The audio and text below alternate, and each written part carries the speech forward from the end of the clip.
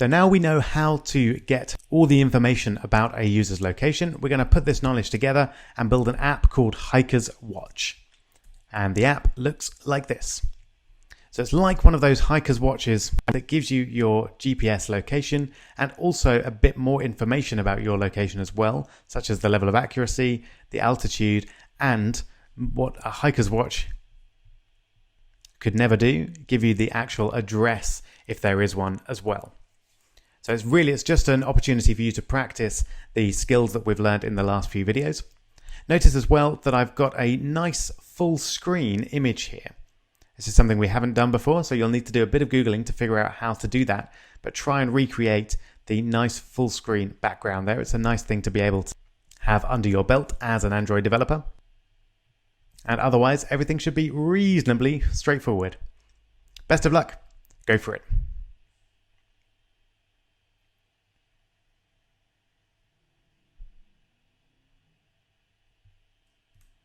All right then, here we go. Hope that went well. I'm going to start, of course, by creating a new project. And I'll call it Hiker's Watch. Miss out the apostrophe just in case it causes any problems.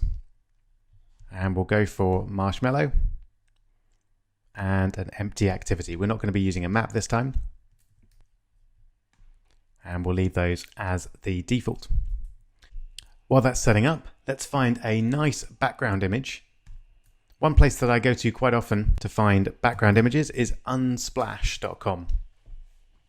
It's one of a fair few sites that you can use to get royalty-free photos for things like backgrounds and other parts of your apps.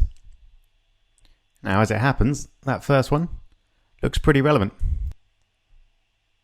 So I'm going to click download.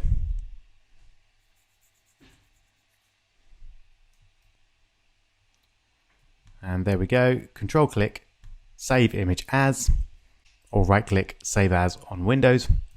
And I'm just going to call it background. Now it's likely that that image will be far bigger than you need. So as before, I'm going to quickly open it up in preview, tools, adjust size, and I'm going to change it to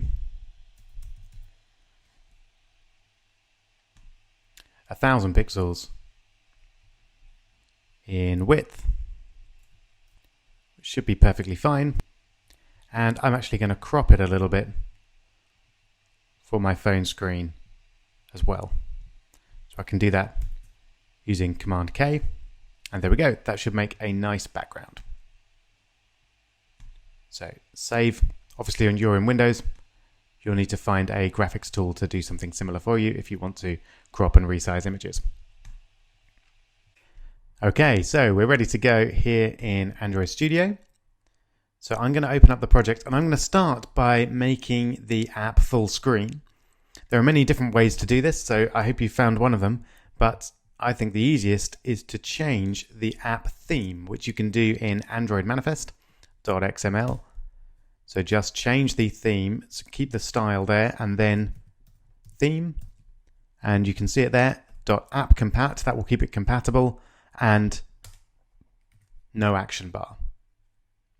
So now if we run that app, we should see that it's displayed full screen. And there we go, you can see the Hello World is without the action bar there at the top. Great, so we've got our full screen, let's bring in our image. So I'm going to go over to Finder or Windows Explorer if you're on Windows, and then take my background.jpg file and paste it in. So I just did Command C or Control C on Windows and then select the drawable folder and then Command or Control V to paste that in. Now we'll go over to our layout. I'm going to get rid of the Hello World label. And I'm going to bring in an image view, which is now in Images and Media. There we go. And you can see that now in Android 2.2, we're immediately given the option to add an image resource to our image view. So I'll do that with our background image. And there we go. I'll have a quick look at the different options for scale type. Oh, that could work. I think that looks good. So I'm going to put the content of the app down on the left-hand side there in front of the trees. Great. One thing you might notice is that the app is not, or the image is not quite stretching to the edge of the app. That's because our relative layout has got some padding built in. So I'm going to click on relative layout, view all properties, and then change the padding for all of those to 0.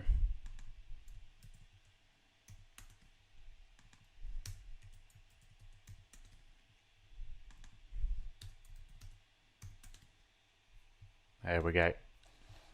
I'll just run that to take a look in a moment, make sure everything's laid out appropriately. While that's running, we'll add in our first text view. So we're going to need a few of these.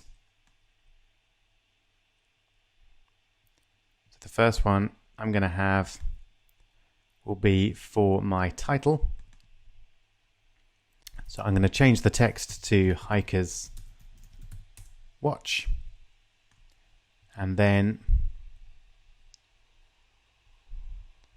I'm just going to change the style a little.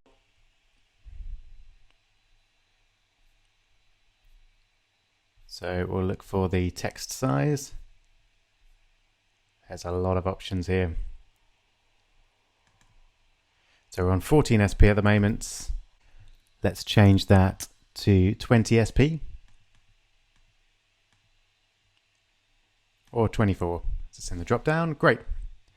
That looks good. Just drag it up slightly. Excellent. And now let's bring in some labels for our location information. We'll start with latitude and longitude.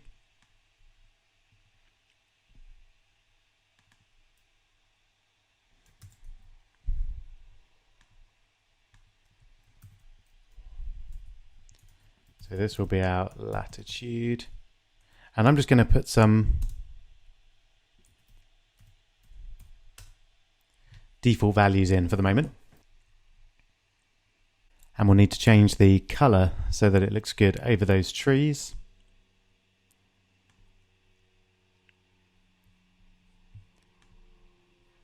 So I think I'll just go for plain white.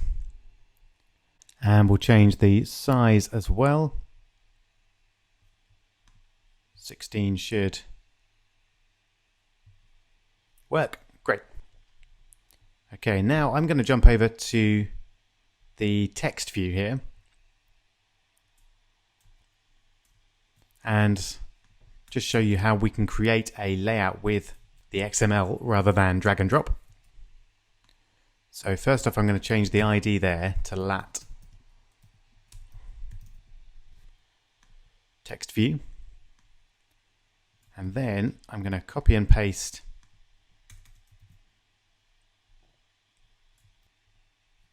all of that down. So now here we should be below lat text view. We'll change the text to longitude. We'll change the margin top to something like 12 dps. And we'll change the ID here to lon text view. There we go. I think maybe I'll reduce that slightly, bring them a little bit closer together. And then we'll leave the rest for the moment until we see what data we actually get back from the location object, and then we'll add the extra text views in when we're ready. Okay. So let's jump over to main activity and write our code for getting the user's location. So hopefully you remember that we start by creating our location manager, which we'll call location manager. And then we create our location listener.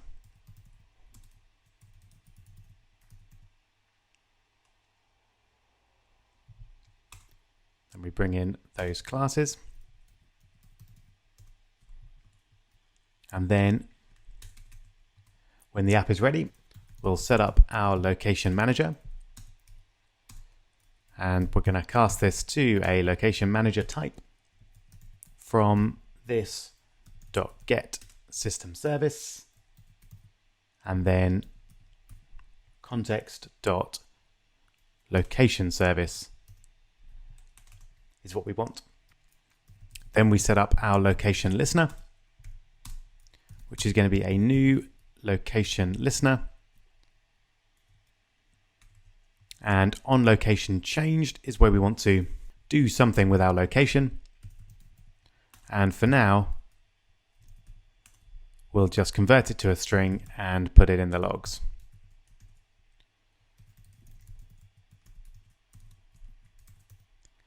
Like that. Okay, then we need to set up our location listener by asking for permission. So as we're hopefully now fairly comfortable with, we look for a build version SDK of less than 23. And if that's the case, we set up our location manager to start requesting location updates using the GPS provider. And we'll stick with 00, so it will update with no minimum time or distance requirement from the previous update. And it's a location listener that we want to deal with the new location. If that's not the case, i.e. we're running Marshmallow or above, then we need to ask for permission. Or more precisely, we need to check whether or not we've got permission. And we do that using context compatibility and then check self permission. We're checking this activity and we're checking manifest.permission.access find location. And we want to check to see if that's not equal to package manager.permission granted. That actually reminds me to add the permission in to the manifest. Let's do that now. So access find location. Don't forget to do that. Okay. So if permission is not granted, then we need to ask for permission. And we do that using activity compatibility .request permissions. And we want to request them for this activity. And we're going to create a new array of strings, which will just contain a single string, which is manifest.permission.access find location. And we also send our request code, which I'll just keep as number 1. And then finally, for this section of code, if this is not the case, that means we have permission. So we can start listening for location. And also, while we're here, we have permission on the app launch. Then we can do something with that location. Now we want to do quite a lot with the location, even though we're just initially putting it in the logs. So I think what I'm going to do is create a method called update location info. And this will take a location variable, which we'll call location. And for now, it will just log that.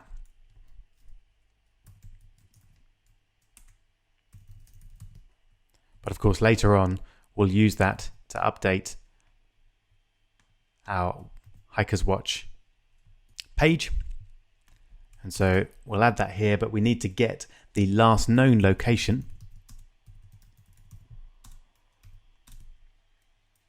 which we do using location manager dot get last known location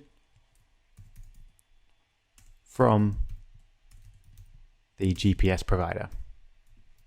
And then I think I'll do a quick check, because there's always a possibility that there isn't a last known location. So if location is not null,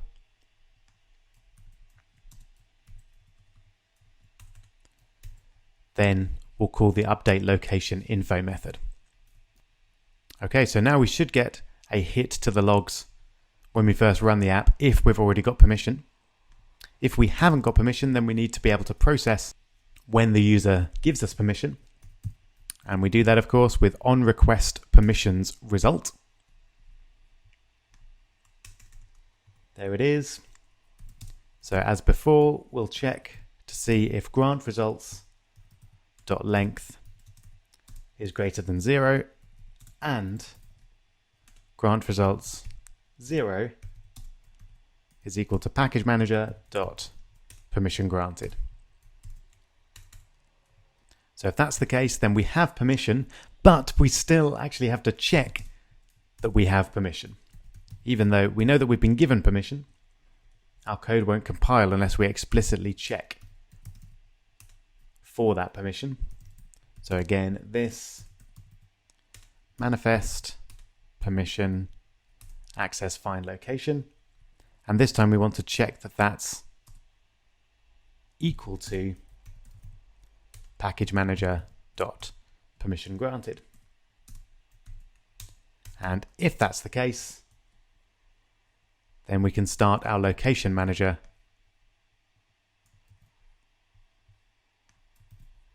going. And in fact, it would probably be worth creating a method to do that.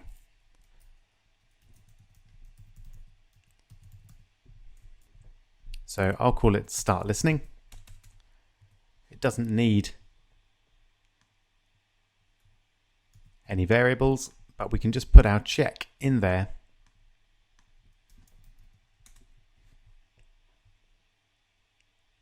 Like that.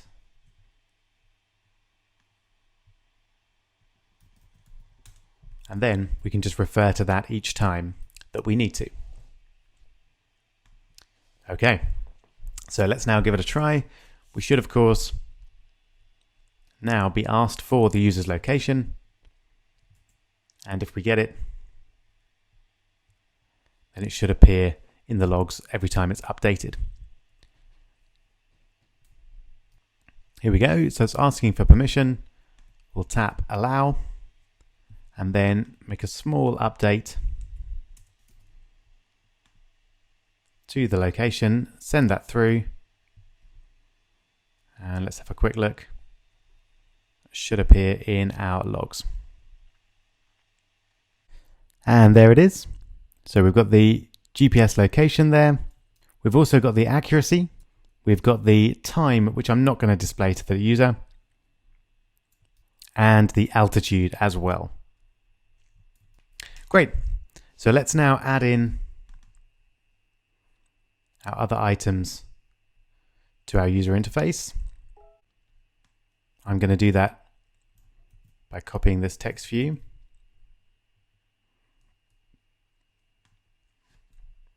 So this is going to be our accuracy text view. We're going to align it below the longitude text view. I'm going to give it a bit more of a margin just to space it out a little bit. Zoom in a little there for you.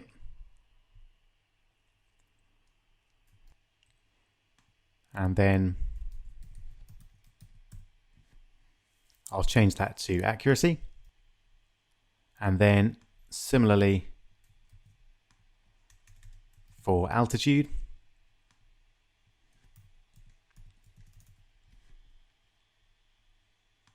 So this will be alt text view, and it will be below accuracy text view.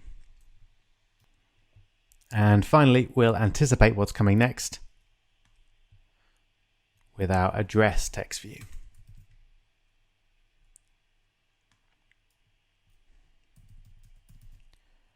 Let's position this right. So we want it to be below the alt text view, and we want to have an ID of address text view. And then we're going to have multiple lines in this address text view. Well done if you managed to figure out how to do that. We use \n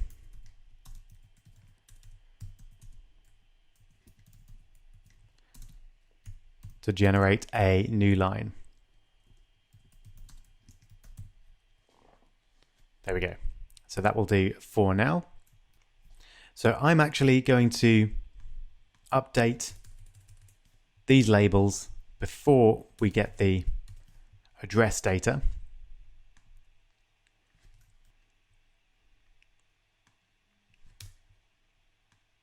Could really do it the other way around. It doesn't matter too much. But we're going to do that here in the update location info. So let's again remind us what we get from our location object. We've got our location, accuracy, and altitude. So we're going to need to find our various text views. So let's start with lat text view. So we're going to need to convert that to a text view. And we're going to get it from find view by ID, resources.ids.lat text view. And while we're doing that, we'll set up the rest. So we've got lon text view. We've got altitude text view.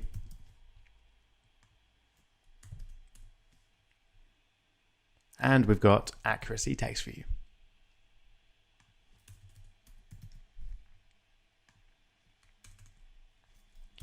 And then we just want to set each of those appropriately. So lat text view.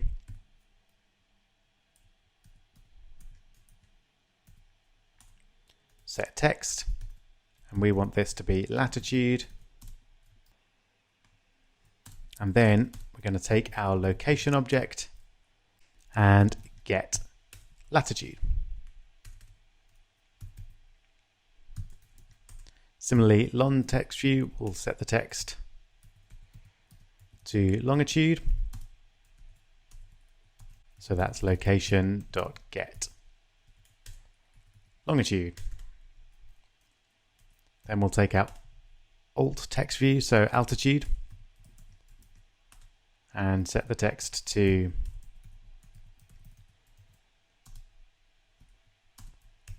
altitude, and then location.get altitude. And finally, accuracy.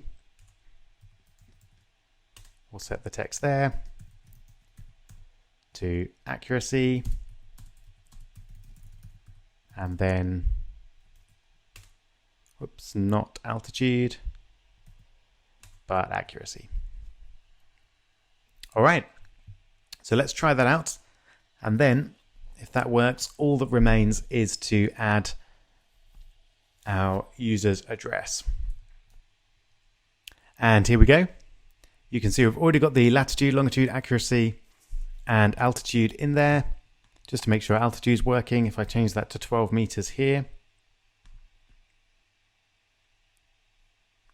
then that updates nicely there as well. I'm going to leave the latitude and longitude with a slightly ridiculous number of decimal places, but you could quite easily round that if you want to.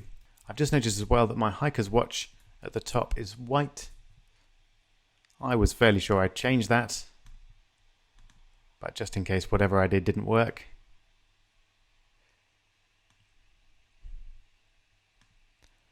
Let's go back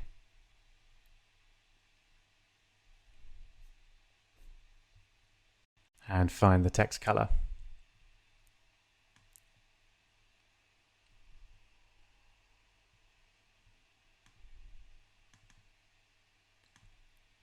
Here we go. So I'll click on the three dots and then color. And then we'll go for that dark, sort of almost black color. Excellent. So all looking good. All that remains is to get our address. And we do that, if you remember, by creating a geocoder object. So geocoder with a capital G. We'll call it geocoder. And this is going to be a new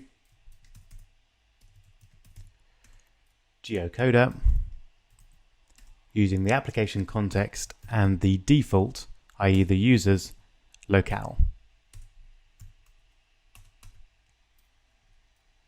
Then we're going to create our list of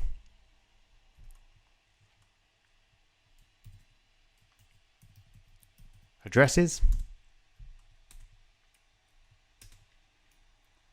which I'll call list addresses. And we're going to take our geocoder and get the information from a location, and that location is going to be location.getLatitude, location.getLongitude, and we're only interested in one result here. That of course could fail, so we're going to surround it with try and catch.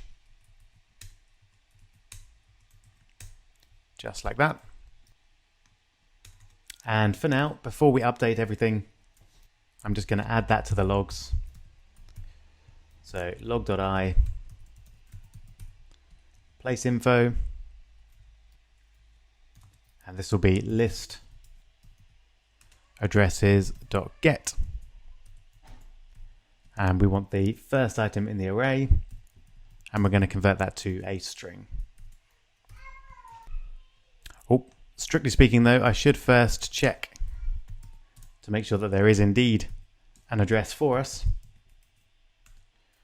So if list addresses is not null and list addresses dot size is greater than 0, then we'll write that to the logs. There we go. All right, so let's see that in action. We should now get some location data, obviously not displayed for the user yet, but in the logs. And there it is. So there's our address, Hexton Road, Lily, etc. Excellent. So now it's just a matter of doing more or less what we did in the challenge at the end of the previous video and putting this into a nice, friendly format for the user. And I'm going to do that by creating a string called address, and initially I'm going to call that could not find address. So if it does fail, then at least we get a nice error message rather than just nothing, or worse, that it just leaves it as the old address. So now we need to do our fairly lengthy checking of each item in list address. So we'll go through this as quickly as possible. So list addresses get 0 to get our address.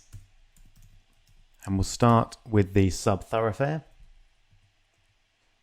So if that is not null, then we'll append to address that value.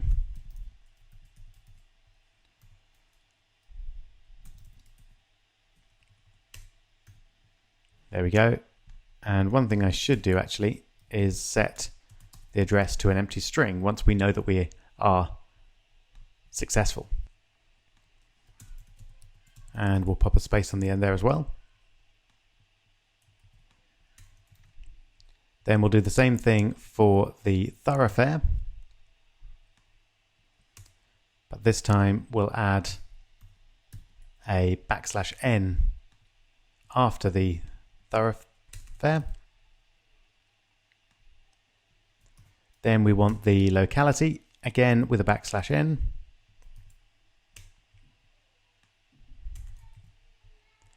And then we want the postal code or zip code, and finally we'll have the country name.